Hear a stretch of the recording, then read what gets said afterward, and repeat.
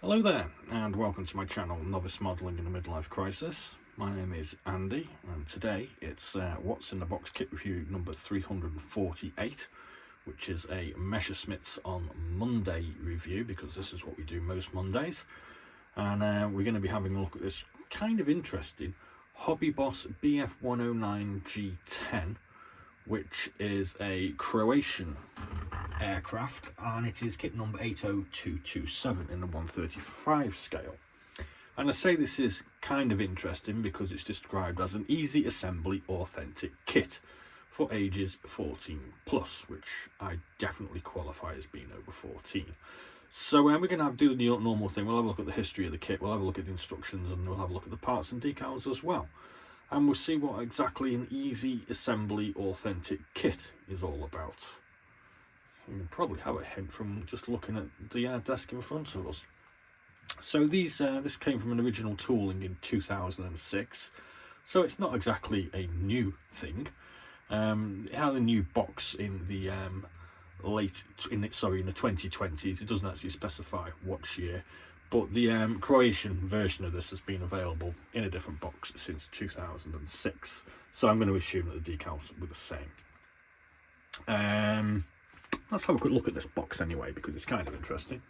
So there's our box with our Croatian aircraft on it. There are no actual instructions for this. The instructions are basically on the reverse. Saves money, I suppose you could say. Price wise is for this on eBay. It seemed to be brand new. You can get this for as little as £9.95 with the postage, but in various BF109 forms, because there's quite a few different ones available. And they also do a whole bunch of other aircraft, of which I have a couple of. We'll have a look at them a bit later on as well. So, part-wise, the interesting thing about this is it's almost ready assembled. There's not really an awful lot to do. So we'll start with the fuselage, which, let's get the light in, is pretty decent. It's got a few sort of rivet marks and screw marks. It's got panel lines. It's got access points in all the places you'd kind of expect them to be. So the detail is nice. The panel lines are indented, not raised. You've even got the mounting point for the propeller already included. And all the work on the interior is kind of done. I think you need to put a seat in there and paint it up. So that's kind of easy for a sort of rainy evening when you just want to put something together quite quickly. This actually comes with two different wing versions. One is early and one is a late. I was kind of confused because from the undersurfaces they look identical, but the differences are, you can see here, these bulges on the top of the wings are larger on one and smaller on the other. I'm not 100% certain which one is which, but I'm sure we'll find out when we look at the instructions. Detail on this is pretty decent. It all looks like it's where it should be. We've got this point ready attached. We've got some detail on the inside of the undercarriage bays, and it's got what appear to be fuel access points, vents already in place, easy peasy. And when you come to want to build it, I've tried this before, so hopefully I won't mess it up. That's kind of it. And you just run some Tamiya extra thin over there. Obviously it goes together a little bit better than that. There's a tiny little bit of attention that could be done with doing. We can see a little bit of sort of flashiness around the leading edge of this wing here, but you know, it's neither here nor there. If you've got a bit of rubbing stick or an odd bit of sandpaper. The next sprue we've got some underwing cannon for attaching. Quite large mounting points on the undersurface, you can see. I'm not too sure what those two parts are. Ooh, all of them. What the hell is that? Got another cannon here. That's I don't know what that is. We've got a couple of bulges here for on top of the engine cowling, I think they are. We've got two choices of tail wheel. This comes with a hell of a lot of wheels actually. We've got our exhaust manifolds. We've got another intake, and we have our undercarriage doors. We've got a bit of detail there. Just a little bit on the outside as well. It's pretty quick, this one. Next up we have our undercarriage arms. And we have 3 choices of wheels here. So we've got 2 there, we've got 2 there, we've got 1 here, and we've got another one over there.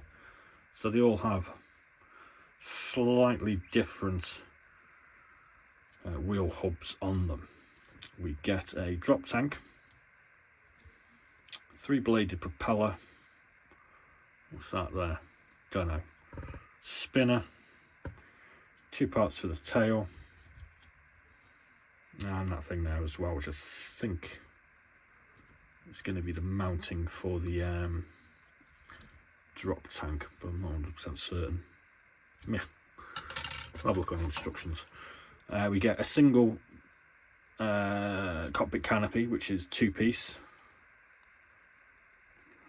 Can't really see any markings on there. It's probably a clear one. And we get 2 options of decals. We can do this for the Croatian Air Force, or we can do it as a German Air Force one as well, it would appear. So they look quite nice. I'll be doing this Croatian because it's kind of more interesting than the German one. Get a few stencils and a few other things. There's no cockpit console decal, which would have been a bit of a bonus, I suppose. So on the back we get our instructions. So as we can see here, we've got our 2 options of late with the bigger bulges and early with the smaller bulges. We're going to, like I demonstrated, attach the pre-built fuselage to the pre-built wing. We're going to put our canopy in, or fix it together and stick it on. We've got our engine manifolds to go together, tail, and then we get various options on the wheels. There's our drop tank. 2, putting the propeller on. And 3 and 4 is attaching all the governments to the undersurface. So it's really easy. It's recommending aqueous hobby colour and Mr. Colour and Croatian colour. I'm not really too certain about those. I don't have any of those myself. And there you can see we've got our 2 options for Germany 1945 and Croatia for 1945. Both look very similar and quite sort of typical sort of German camouflage patterns. Can't really see that one very well there. So there we go. I mean, that's basically it. I mean, like I said, there are actually quite a few other actually aircraft in this range, all for similar sort of prices. The ones that I've got are the La-7 Russian fighter. It's kind of interesting, Italian MC-200 Saetta, is that correct? And I've got a Gloucester Gladiator. So they do some quite interesting kits. It's not just like, you know, a FW190, a Spitfire, a Hurricane and a 109. I mean, I've also got this Hobby Boss US P61 Black Widow, which is an easy assemble kit. I've already done a review for this one. There'll be a link up here at the end of this video.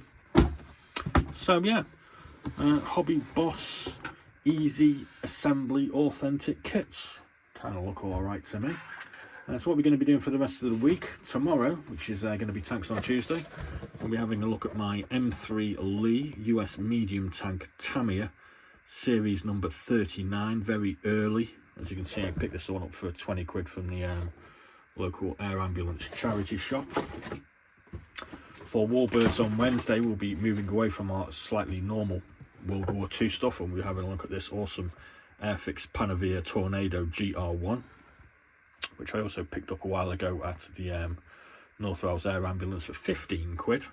And that one's still currently in its plastic shrink, so I'm going to have to break it open to do a review on that. And I thought we'd do something kind of interesting on fighters on Friday. I'm going to be doing the Brewster 239 Buffalo Finish Aces 1942 by Hobby 2000. I'm not a fan of the Brewster Buffalo. I think it's a very ugly aircraft. And this particular one, as we can see, was flown by this fella, Finish Ace, called Ennio Ilmari Iliujuitalainen, who died in February 1999, apparently. So that's what's coming up for the rest of the week, and there'll be something different on Thursday. Saturday and Sunday we'll have some pretty interesting videos hopefully to come out as well. So thanks very much for watching. Please do hit the subscribe button and give us one of those thumbs up, because it tells YouTube that I'm not a complete idiot wasting my time on here. And we'll see you again tomorrow with a tank. So thanks very much for watching. Be seeing you.